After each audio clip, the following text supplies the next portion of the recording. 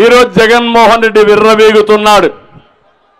ఎంచోపు మాట్లాడినా విశ్వసనీయత గురించి మాట్లాడతాడు. ఒక్కసారి వీడియో చూద్దాం. 25 ఎంపీ స్థానాలు మనమే తెచ్చుకుందాం. ఆ తర్వాత ప్రత్యేక హోదా ఎలా రాకుండా పోతుందో కూడా గట్టిగా చూస్తామని చెప్పి కూడా చెప్పండి.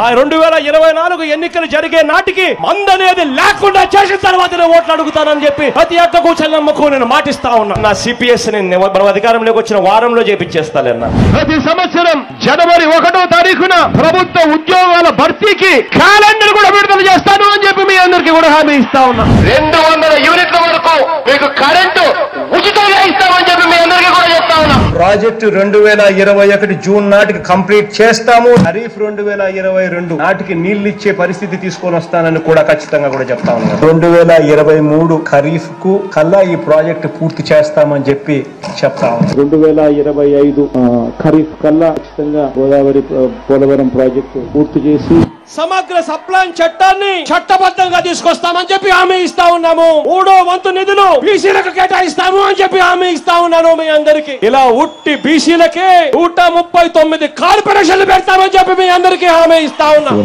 పంట వేసే ముందే పలాని రేట్లకు కూడా పలాని రేట్లు అని చెప్పి రేట్లు కూడా ప్రకటిస్తాం. గిట్టుబాటు ధరకు గ్యారంటీ ఇస్తాం. విజయవాడలో క్యాపిటల్ సిటీని పెట్టడం మనస్ఫూర్తిగా మేము ఆహ్వానిస్తున్నాం. ప్రతి కాపు సోదరుడికి నేను ఇవాళ హామీ ఇచ్చి చెప్తా ఉన్నాను. చంద్రబాబు నాయుడు గారి 5 సంవత్సరాలలో ఏదైతే కాపు కార్పొరేషన్ కోసం నిధులు ఏదైతే కేటాయించాడో ఆ నిధులకు రెట్టింపు నిధులు కేటాయిస్తాను అని చెప్పి మీ అందరికీ కూడా హామీ ఇస్తా ఉన్నాను. ఇది జగన్ అనే నేను మనం అధికారంలోకి వచ్చిన వెంటనే ఆ చెప్పిన 5,000 కోట్ల రూపాయలను 10,000 కోట్ల రూపాయలు ఇస్తాను అని చెప్పి నేను చెప్పడం మోసమా అని అడుగుతా ఉన్నా.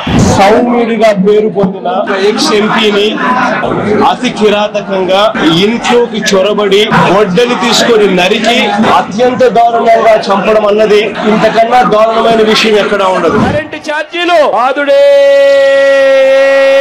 బాదు. 2024 ఎన్నికలు జరిగేసరికి మందరిని పూర్తిగా తీసేసిన తర్వాత మనం ఓట్లు అడుగుతామని చెప్పి చెప్తా ఉన్నా. ఇక మొదలెడు. విన్నారా మీరు? అర్థమైందా? విశ్వసనీయత బిడ్డ మాట్లాడితే మీ బిడ్డ అంటున్నాడు. కాదు, ఈయన క్యాన్సర్ గడ్డ. ఏమన్నాడో చూశారు. బీసీలకైతే 15,000 కోట్ల రూపాయలు చెప్పిన 75 కోట్ల రూపాయలు పెడతా అన్నాడు. 75 పైసలు పెట్టలా. ఇప్పుడు మాట్లాడుతున్నాడు 99% చెప్పిన పనులన్నీ చేశాడంట.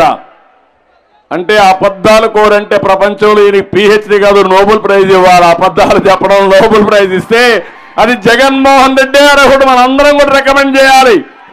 అబద్ధాలు చెప్పడంలో నోబెల్ ప్రైజ్ ఇవ్వాలని గట్టిగా చప్పట్లు కొట్టి అందరూ చెప్పండి.